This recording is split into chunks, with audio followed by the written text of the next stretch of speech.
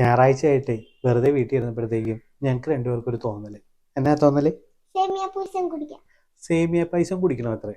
എന്നാ പിന്നെ കുറച്ചങ്ങ് ഉണ്ടാക്കി കൊടുത്തേക്കാന്ന് വിചാരിച്ചു. അപ്പൊ എങ്ങനെയാ ഉണ്ടാക്കുന്നതെന്ന് കണ്ടേ, വാ. നമ്മളിവിടെ ഡബിൾ ഹോഴ്സിന്റെ ലോങ് വെർമിസെലി ഉപയോഗിച്ചിട്ടാണ് കേട്ടോ സേമിയ പായസം ഉണ്ടാക്കിയെടുക്കുന്നത്. ഇത് ഒരേ നീളത്തിൽ ചെറുതായിട്ട് ഇങ്ങനെ ഓടിച്ചെടുത്തിട്ട് നമുക്കിതൊന്ന് നെയ്ക്കകത്ത് വറുത്തെടുക്കണേ. അതിനായിട്ട് നമുക്കൊരു പാൻ വെച്ച് കൊടുത്ത് അതിലേക്ക് കുറച്ച് നെയ്യ് ഒഴിച്ച് കൊടുത്തിട്ട് ആദ്യം നമുക്ക് കശുവണ്ടിയും മുന്തിരിങ്ങയും ഒന്ന് വറുത്തെടുത്ത് വെക്കാവേ. കശുവണ്ടി ആദ്യം ഇട്ട് കൊടുത്ത് ചെറുതായിട്ടൊന്ന് സോട്ട് ചെയ്ത് അതിൻ്റെ നിറം മാറി വരുമ്പോഴത്തേക്കും നമുക്ക് കിസ്മിസ് ഇട്ട് കൊടുത്തിട്ട് അതൊന്ന് ജസ്റ്റ് അങ്ങ് പൊങ്ങി വരുമ്പോഴത്തേക്കും വറുത്ത് കോരി അങ്ങ് മാറ്റി വെക്കാം. ബാക്കി വരുന്ന നെയ്ക്കകത്തോട്ട് നമുക്ക് ഈ ഒരു സേമിയ ഇട്ട് കൊടുത്തിട്ട് അത് നന്നായിട്ടൊന്ന് വറുത്തെടുക്കണം.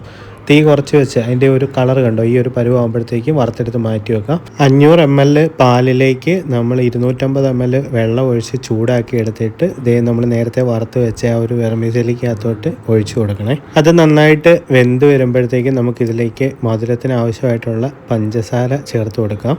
മിൽക്ക് മെയ്ഡ് ആണെന്നുണ്ടെങ്കിലും കുഴപ്പമില്ല കേട്ടോ, ഞാനിവിടെ പഞ്ചസാരയാണ് ചേർത്ത് കൊടുക്കുന്നത്. എന്നിട്ട് നന്നായിട്ട് ഇളക്കി കൊടുക്കണം. ഇനി നമുക്ക് വെള്ളം ചേർക്കാത്ത പാല് ചേർത്ത് കൊടുക്കണേ. അതിനുശേഷം അതും ഒന്ന് ജസ്റ്റ് തിളപ്പിച്ചങ്ങ് എടുക്കുക. ഇനി നമുക്ക് സ്റ്റൗ ഓഫ് ചെയ്തിട്ട് 3 ഏലക്ക പൊടിച്ചത് ഇട്ട് കൊടുക്കുന്നുണ്ട്. നേരത്തെ നമ്മൾ നെയ്ക്കകത്ത് വറുത്തെടുത്ത കശുവണ്ടിയും മുന്തിരിയും കൂടെ ഇതിലേക്ക് ഇട്ട് കൊടുക്കണം. അതിനുശേഷം നന്നായിട്ടൊന്ന് മിക്സ് ചെയ്തെടുത്താൽ മതി. നല്ല കിടിലൻ സേമിയ പായസം റെഡി ആയിട്ടുണ്ട്. വളരെ ഈസി ആയിട്ട് ഉണ്ടാക്കിയെടുക്കാൻ പറ്റുന്ന ഒരു പായസമാണ് കേട്ടോ നമ്മുടെ സേമിയ പായസം. എനിക്ക് ഭയങ്കര ഇഷ്ടമാണ് സേമിയ പായസം. നിങ്ങൾക്ക് ഏറ്റവും ഇഷ്ടപ്പെട്ട പായസം ഏതാണെന്നുള്ളത് ഒന്ന് കമൻറ്റ് ചെയ്യണേ. നമുക്ക് അടുത്ത തവണ അതൊന്ന് ഉണ്ടാക്കി നോക്കാം. ചൂടൊക്കെ ആറി കഴിഞ്ഞപ്പോഴത്തേക്കും ഞങ്ങൾ കൊതിയോടെ അങ്ങ് കഴിച്ചു കേട്ടോ. നല്ല കിടിലൻ ടേസ്റ്റ് ആയിരുന്നു.